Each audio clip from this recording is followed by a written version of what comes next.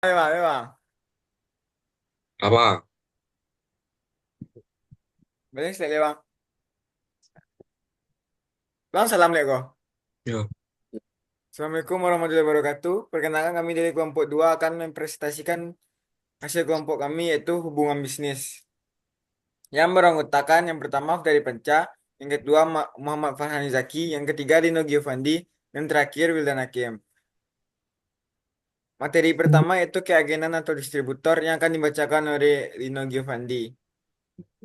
baik, terima kasih kepada moderator. Saya akan membacakan materi pertama, yaitu keagenan atau distributor. Keagenan dan distributor adalah bentuk hubungan bisnis di mana suatu pihak, agen atau distributor, diberi wewenang oleh pihak lain atau prinsipal untuk menjual atau mendistribusikan produk atau layanan. Keagenan atau agensi. Dalam hubungan keagenan, agen bertindak sebagai perantara antara prinsipal dan pelanggan.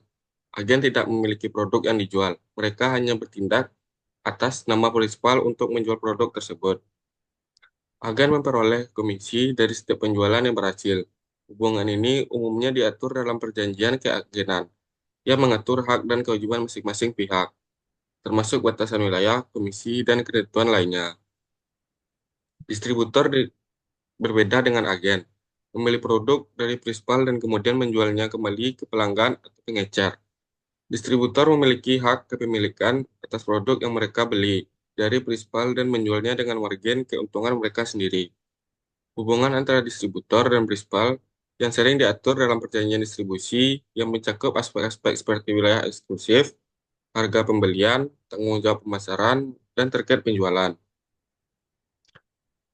Selanjutnya, vesting atau hak monopoli.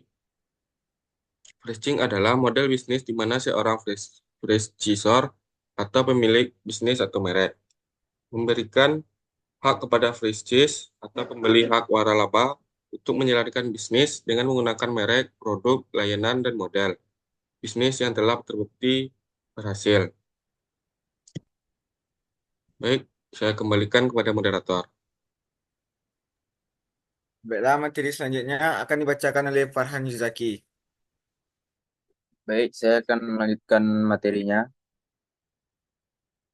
yaitu fencing, hak monopoli. Dalam konteks fencing, hak monopoli biasanya merujuk pada pemberian hak eksklusif kepada franchise untuk menjalankan bisnis waralaba di wilayah geografis tertentu.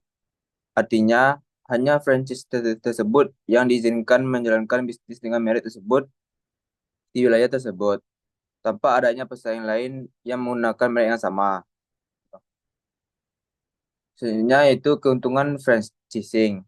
Dalam konteks franchising, hak monopoli biasanya merujuk pada pemberian hak eksklusif kepada franchise untuk menjalankan bisnis waralaba di wilayah geografis tertentu. Artinya, hak franchise tersebut hanya diizinkan menjalankan bisnis dengan merek tersebut di wilayah tersebut tanpa adanya pesaing lain menggunakan merek yang sama.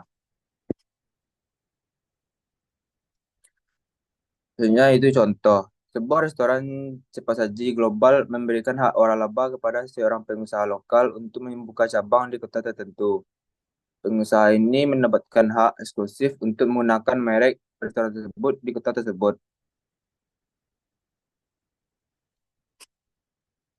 Sebenarnya itu penggabungan perseroan terbatas atau joint venture. Joint venture adalah bentuk kerja sama bisnis di mana dua atau lebih perusahaan atau entitas bisnis bergabung untuk menjalankan proyek atau usaha bersama, di mana setiap pihak memberikan kontribusi sumber daya dan berbagai risiko serta keuntungan. Tujuannya adalah joint venture dibentuk untuk menggabungkan keahlian, teknologi, atau sumber daya dari beberapa perusahaan guna mencapai tujuan bisnis yang sulit dicapai sendiri. Eh, Itu deh saya mereka moderator. Materi selanjutnya yang akan dibacakan oleh dari Panca. Baik, saya akan melanjutkan materinya.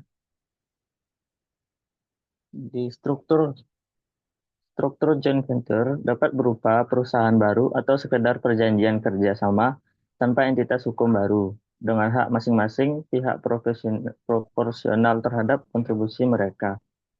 Contoh, contoh Joint venture adalah dua perusahaan teknologi dari negara yang berbeda bisa membentuk joint venture untuk mengembangkan produk baru yang akan dipasarkan di kedua negara tersebut. The poin selanjutnya adalah bangunan guna serah. BOT, will operate and transfer. BOT adalah model pengadaan infrastruktur di mana pihak swasta, yaitu kontraktor, diberi tanggung jawab untuk membangun, mengoperasikan, dan kemudian menyerahkan proyek infrastruktur tersebut kepada pemerintah atau pihak terkait setelah jangka waktu tertentu.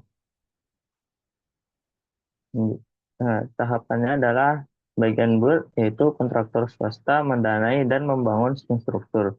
Lalu ada operate, kontraktor mengoperasikan dan memperoleh pendapatan dari infrastruktur.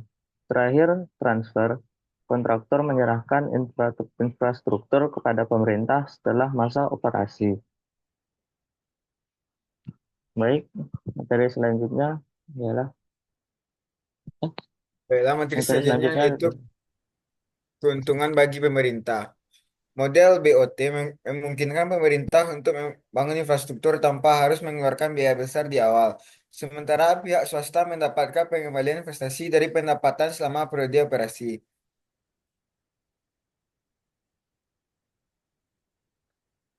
Selanjutnya itu talking starter. Sebuah perusahaan swasta membangun dan mengoperasikan jalan tol selama 30 tahun. Setelah itu jalan tol tersebut diserahkan kepada pemerintah tanpa biaya tambahan. Selanjutnya itu kesimpulan. Keempat model hubungan bisnis ini menawarkan cara yang berbeda untuk mengatur kerja sama antar pihak-pihak yang terlibat. Keagenan distributor berfokus pada penjualan produk.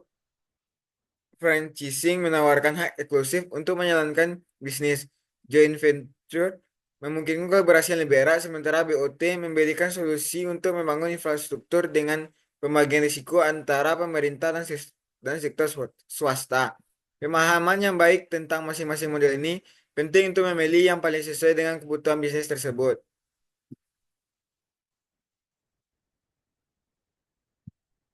Baiklah, mungkin sekian dari kelompok kami. Terima kasih atas perhatiannya. Kami tutup dengan Assalamualaikum warahmatullahi wabarakatuh.